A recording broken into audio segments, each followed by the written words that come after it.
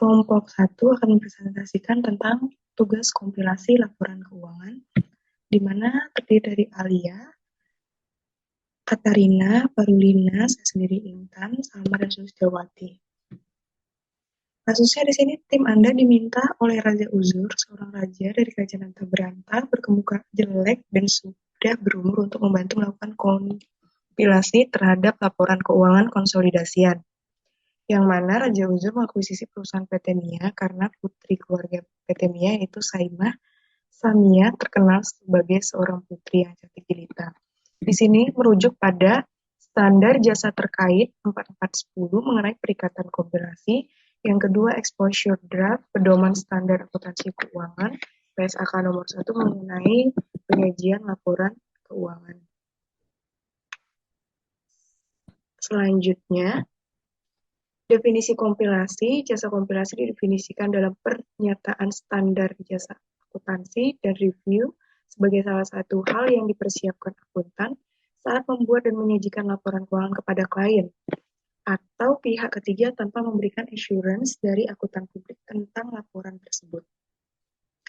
Prosedur kompilasi memperoleh pemahaman berbagai bersama klien mengenai jenis dan keterbatasan jasa yang diberikan dan dijelaskan atas laporan jika laporan akan diterbitkan, lalu memiliki pandangan tentang pemahaman tentang prinsip-prinsip akuntansi dan praktik industri klien.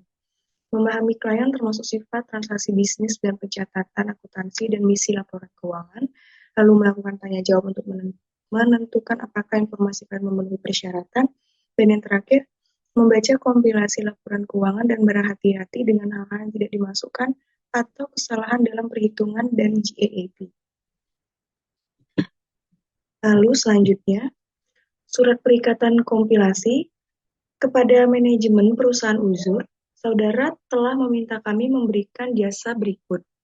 Berdasarkan informasi yang akan saudara berikan, kami akan membantu saudara dalam penyusunan dan penyajian laporan keuangan perusahaan PT Uzur. Berikut laporan posisi keuangan perusahaan Uzur pada tanggal 31 Desember 2016 dan laporan laba rugi untuk tahun yang berakhir pada tanggal tersebut berdasarkan biaya historis dan yang mencerminkan semua transaksi kas dengan tambahan uang usaha, piutang usaha, persediaan liabilitas aset jangka panjang.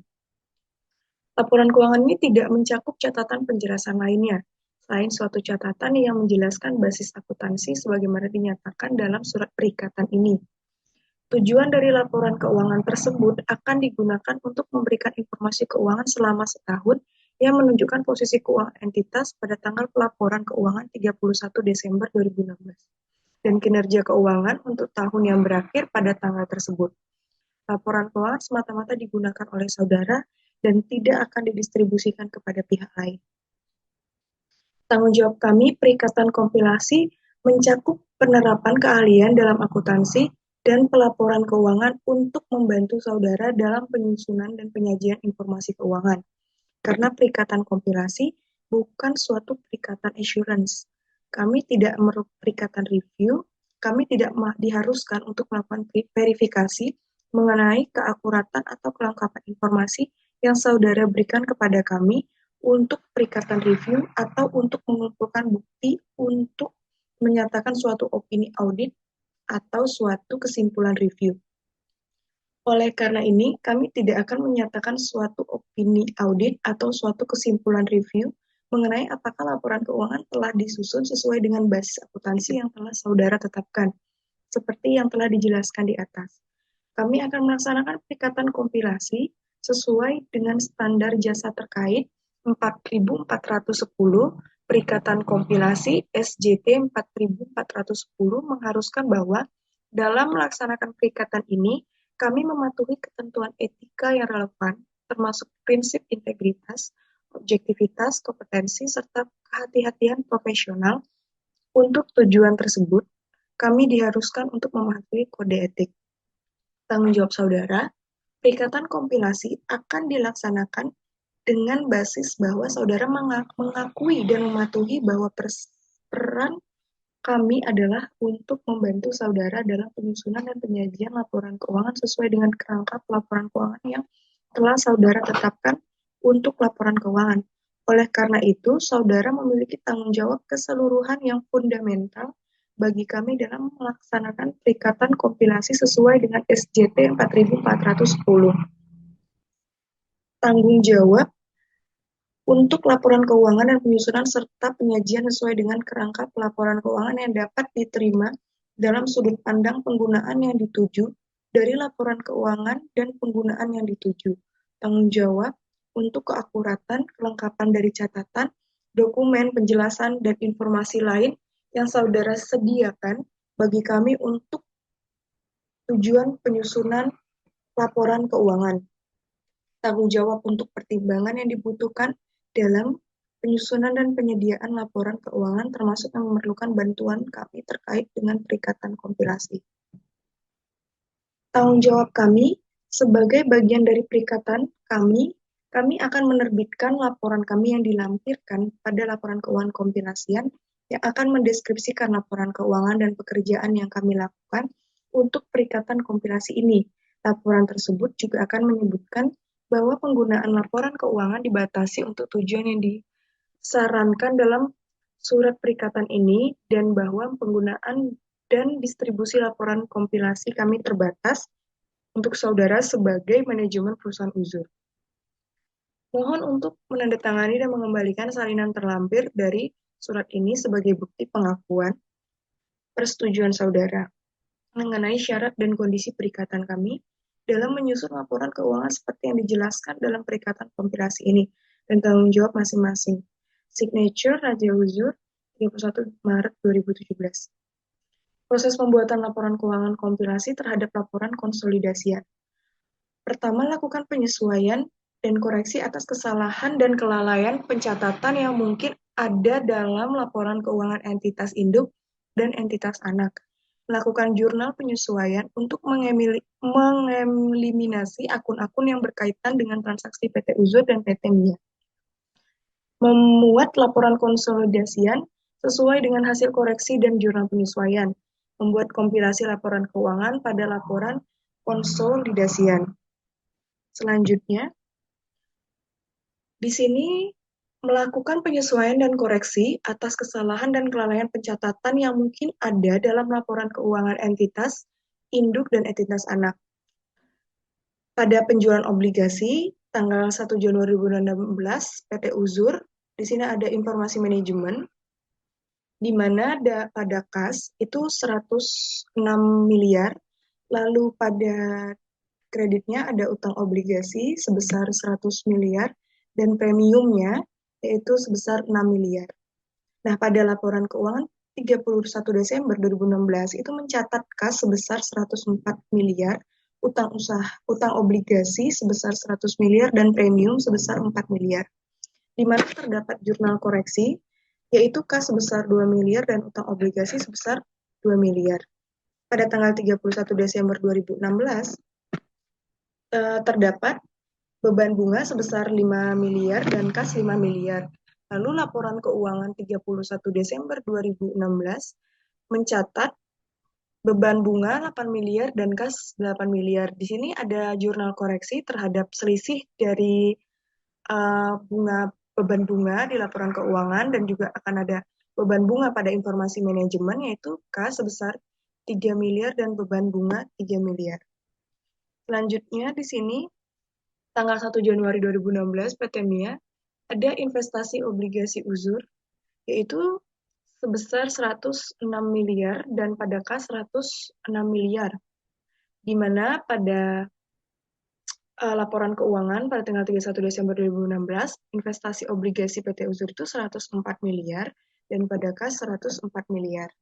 Di sini jurnal koreksinya, investasi obligasi Uzur sebesar 2 miliar dan juga kas sebesar 2 miliar. Dari hasil selisih 106 dikurangi 104. Jurnal sebenarnya pada tanggal 31 Desember 2016 seharusnya kas itu sebesar 5 miliar dan pendapatan bunga itu sebesar 5 miliar. Tetapi pada laporan keuangan tanggal 31 Desember 2016 di kas itu terdapat 8 miliar dengan jurnal di kredit pendapatan bunga 8 miliar. Di sini ada jurnal koreksi yaitu pendapatan bunga seharusnya dikurangi sebesar 3 miliar dan kas 3 miliar. Selanjutnya akan dijelaskan oleh teman saya. Terima kasih. Saat ini akan membahas tentang adanya informasi tambahan dari manajemen atas transaksi penjualan dari PT MIA ke PT Suhu. Nah, di sini PT MIA mengakui piutang dan penjualan sekitar 60 miliar yang sudah diakui, dan PT Usul mengakui persediaan dan utang usaha sekitar 60 miliar. Nah, di sini informasi selanjutnya dari manajemen saldo piutang usul itu sisa tinggal 15 miliar, yang berarti adanya pelunasan piutang oleh PT Usul. Berarti PT MIA mengakui adanya bertambahnya kas sebesar 50 miliar dan piutangnya berkurang menjadi 45 miliar. Dan sedangkan di PT Usul mengurangi utang usaha sebesar 45 miliar dan kasnya juga berkurang sebesar 45 miliar. Selanjutnya, di sini adanya melakukan jumlah penyesuaian untuk mengeliminasi akun-akun yang berkaitan dengan transaksi PT Usul dan PT MIA. Nah, di sini jumlah eliminasi untuk transaksi penjualan PT MIA ke PT Usul, penjualan dan HPP sebesar 60 miliar dan HPP dan persediaan 10 miliar. 60 miliar ini dan 10 miliar ini terdapat pada informasi manajemen. Kemudian adanya pendapatan bunga dan beban bunga. Nah, di sini pendapatan bunga yang kita sudah koreksi adanya 10% dan kita dapat angka 5 dan kita mendapat nilai 5 miliar. Dan di sini ada utang usaha dan piutang usaha sebesar 5 miliar. Jurnal eliminasi untuk transaksi penjualan obligasi dan PT Usul ke PT MIA. Di sini ada utang obligasi sebesar 106 miliar dan investasi obligasi sekitar 106 miliar. Step ini akan dibahas oleh teman saya. Selanjutnya kita akan membahas terkait proporsi saham PT Munjur yang ada pada PT MIA. Nah, di sini seperti yang kita ketahui pada soalnya itu PT Munjur itu dia mengakuisisi atau membeli saham dengan proporsi 80%. Jadi di sini terdapat proporsi modal saham dan laba ditahan, yang masing-masing itu dari PT MIA sebesar 200 miliar dan 100 miliar. Karena PT Munjur hanya mengakuisisi 80%, maka masing-masing nominal tersebut dikali dengan 80%. Sehingga masing-masing modal saham dan laba ditahan dari PT Munjur itu sebesar 160 miliar dan 80 miliar. Nah, karena terjadi pengakuisisian di situ, kita lihat apakah terdapat goodwill atau enggak. Di situ kita bisa lihat di mana pada soal itu kan biaya perolehannya sebesar 320 miliar. Nah, sedangkan PT Munjur sendiri itu dia mengakuisisi sebesar 80%, di mana dari modal saham dan laba ditahan itu 160 dan 80 miliar, dengan total 240 miliar. Sehingga di sini terdapat selisih antara biaya perolehan dengan bagian PT Munjur, yaitu sebesar 80 miliar. Nah, 80 miliar ini dianggap sebagai goodwill.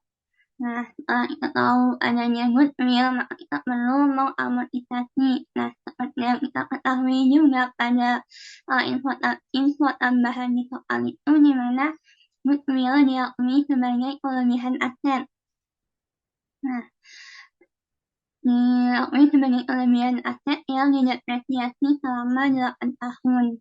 Sehingga di sini untuk pengakuan biaya amortisasi pada 31 Desember 2016 itu jurnalnya amortisasi goodwill pada akumulasi amortisasi sebesar 10 miliar, di mana 10 miliar itu didapat dari 80 miliar dibagi umur ekonomis selama 8 tahun.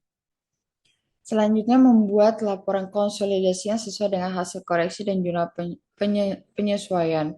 Jadi, setelah kita melakukan jurnal koreksi dan jurnal eliminasi, kita akan memposting ke dalam kertas kerja yang baru. Kertas kerja yang baru untuk koreksi PT Uzur dan PT Mia ini dari jurnal koreksi yang sudah dibuat sebelumnya. Koreksi yang sudah dibuat sebelumnya, kemudian ini adalah hasil dari koreksi. Jadi ini adalah laporan keuangan terbaru. Kemudian di sebelahnya postingan jurnal eliminasi. Kita akan membuat postingan jurnal eliminasi ke dalam laporan keuangan. Setelah melakukan jurnal eliminasi, kita akan membuat laporan keuangan konsolidasian. Jadi konsolidasian antara perusahaan induk dan anak mendapatkan laba ditahan akhir sebesar 319 miliar, kemudian aset total 946 miliar, dan ekuitas dan liabilitas sebesar 946 miliar. Selanjutnya akan dijelaskan oleh teman saya. Selanjutnya, berdasarkan koreksi atas laporan konsolidasi yang sebelumnya, maka berikut ini adalah kompilasi laporan keuangan atas PT Uzur. Nah, yang pertama itu laporan laba rugi. Di sini setelah melakukan koreksi atas laporan konsolidasian untuk penjualan sebesar 220 miliar KPP 120, beban operasi 58, beban bunga 10, bagian laba saham dalam proporsi 20% 5,4 M, sehingga sini laba bersihnya itu 26,6 miliar. Nah, untuk laporan selanjutnya akan dijelaskan oleh teman saya.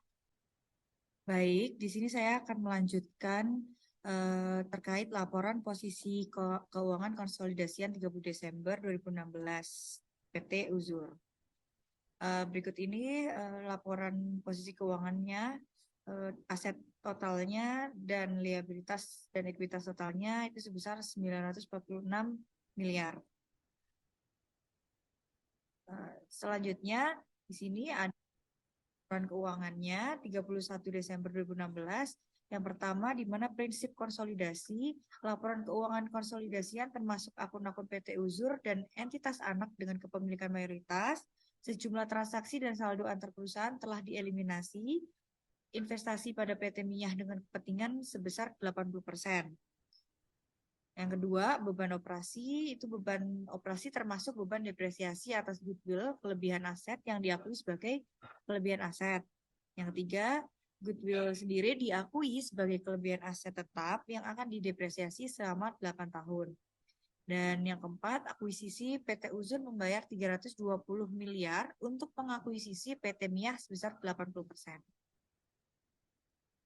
Selanjutnya akan dilanjutkan oleh teman saya Alia. Terima kasih. Selanjutnya merupakan laporan kompilasi praktisi. Berikut adalah isinya. Kami telah menyusun laporan keuangan PT Uzur berdasarkan informasi yang telah disediakan.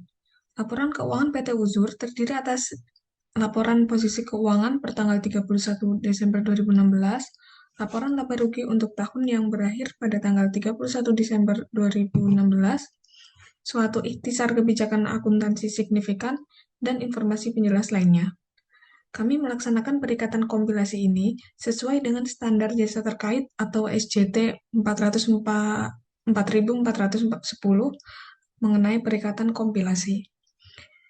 Kami telah menerapkan keahlian kami dalam akuntansi dan pelaporan keuangan untuk membantu saudara dalam penyusunan dan penyajian laporan keuangan ini sesuai dengan standar akuntansi keuangan atau SAK. Kami telah mematuhi ketentuan etika yang relevan, termasuk prinsip integritas, objektivitas, kompetensi, kecermatan, dan kehati-hatian profesional.